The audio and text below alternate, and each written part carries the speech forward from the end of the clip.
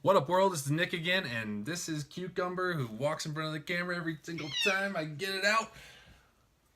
Welcome to day 3 of Hypertrophy Week.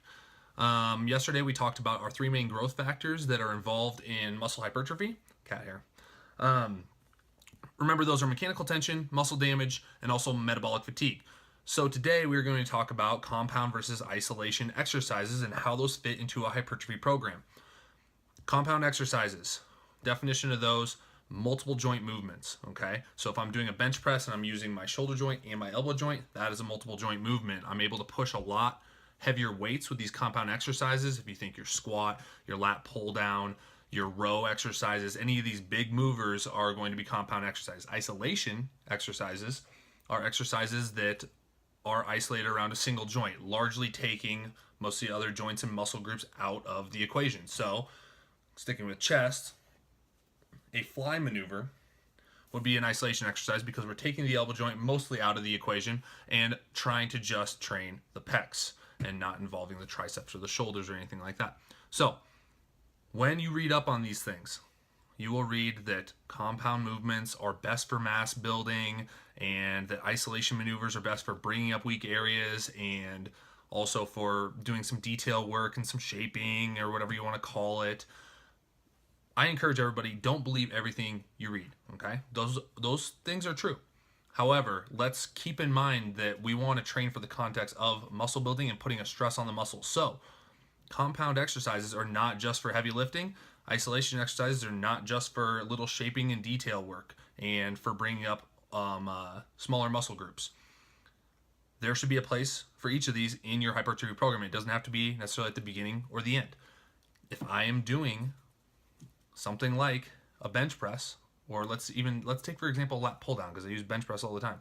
Let's take a lat pull down for example. If I'm doing that compound exercise and suddenly I am going way too heavy, I'm starting to lean back into it, I'm starting to pull with my biceps, that exercise is no longer good for training our lats. So maybe something like a lat push down, taking the elbow and a lot of our back work or a lot of our lower back work out of the equation is going to help isolate the lat a little bit more. So in that case, we are making a smart decision to move from a compound exercise to an isolation exercise for mass building purposes because we are no longer applying a stress on our lats with our compound exercise that we want. So we move into an isolation exercise where we can take all these other things out of the equation, all these other muscle groups, go a little bit lighter, and continue to apply stress to the muscle, which, if you remember back to day 1, is all that matters, right? We want to send a signal to the body saying it needs to grow,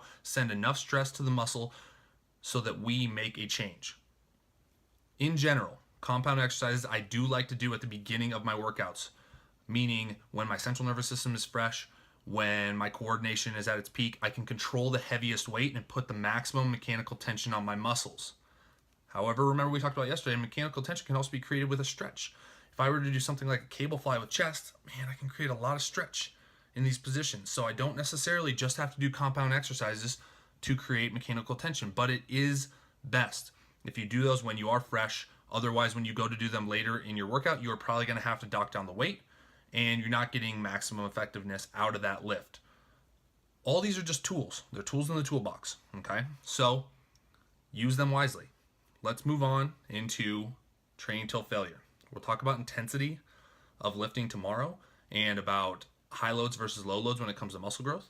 But let's touch base real quick on failure because it's a good conversation with our compound and our isolation exercises. So when I say train to failure, and I think and I tell my clients that everybody should be training till failure, sorry, cat sighting again, training till failure on every single set. Failure being the maximum number of repetitions you can complete with good form, being safe, and also keeping the isolation of the muscle that we want to train. Just like the example I used earlier, if I am doing a lat pull down and my purpose is to train my lats as much as I can, and I start pulling my biceps into it, I start rounding my back and using a lot of other muscle groups, that exercise is no longer effective for that purpose. So I want to stop just short of that, and that's going to be my failure point. As soon as form breaks, or as soon as I am not isolating that muscle group anymore, that's failure. Okay? Every single exercise, every single set should be taken till failure. What does that mean? If I pick up a weight and I know that I'm supposed to be doing sets of 8 with it, and I go a little bit too light, do I stop at 8? Hell no. We want to make sure that we're inducing the maximum amount of stress on every single set for that muscle. And so if I pick up a weight that's too light, it is my responsibility to take that to failure, even if that means it's 15 reps. I'm going to rep out those 15 reps. I'm not going to waste a set, and then I'm going to adjust my weight accordingly to put me back into that range that I'm searching for. Okay? So when you hear people talk about lifting till failure, that doesn't mean you lift until you just can't lift anymore. It means until, for me and for muscle growth purposes, it means lifting until form breaks down, you're in an unsafe situation, or you lose the isolation of the muscle group that you're looking for. It's different for strength maneuvers, okay? So when we're talking about muscle growth, just keep in mind that you should be trained till failure every set, but know what that definition of failure is. That's going to be it for today. Tomorrow, we'll talk about the intensity at which you should be lifting, which will be a little bit of a recap of the pushing till failure, but we'll go into a couple more details, and then go into the research on low loads versus high loads for muscle growth, because there's a lot of people that think on both ends of the scale, and so let's look into it and see what the research says. I'll talk to you guys later. Toodles.